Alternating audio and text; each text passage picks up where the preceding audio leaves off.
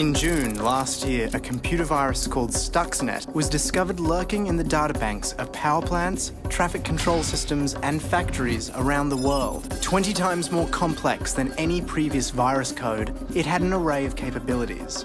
Among them, the ability to turn up the pressure inside nuclear reactors or switch off oil pipelines, and STUXNET could tell the system operators everything was normal.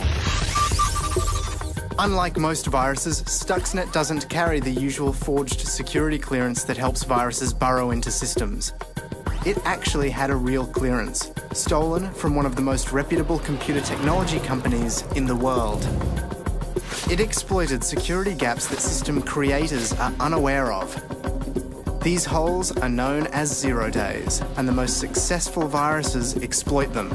The details of a 0 day can be sold on the black market for $100,000. STUXNET took advantage of 20 0 days. But once it got into a system, it didn't always activate.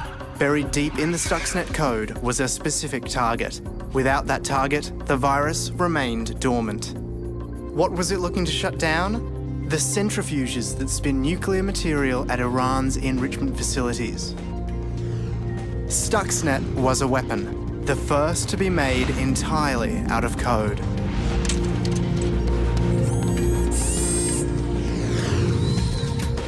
The Washington-based Institute for Science and International Security says the virus may have shut down 1,000 centrifuges at Natanz, Iran's main enrichment facility, last year. In November, the International Atomic Energy Agency, the UN's nuclear watchdog, said Iran had suspended work at its nuclear facilities without explaining why. Many observers credited STUXNET.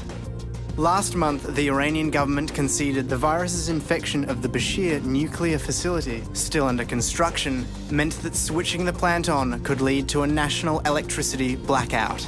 Iran has responded to the attack with an open call for hackers to join the Iranian Revolutionary Guard and has reportedly amassed the second largest online army in the world. So who was behind STUXNET? There's no evidence beyond rumor. Some have it that Israel is responsible because the virus code apparently contains references to the Hebrew Bible. Others believe the US was involved in the testing and development. The finger has even been pointed at Siemens mobile phone company, whose software is used by the Iranian regime.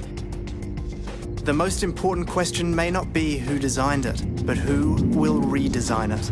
The evolution has been so fast that 9 months after its detection, the first virus that could crash power grids or destroy oil pipelines is available online for anyone to download and tinker with. You can watch people on YouTube pulling STUXNET apart. It's an open source weapon.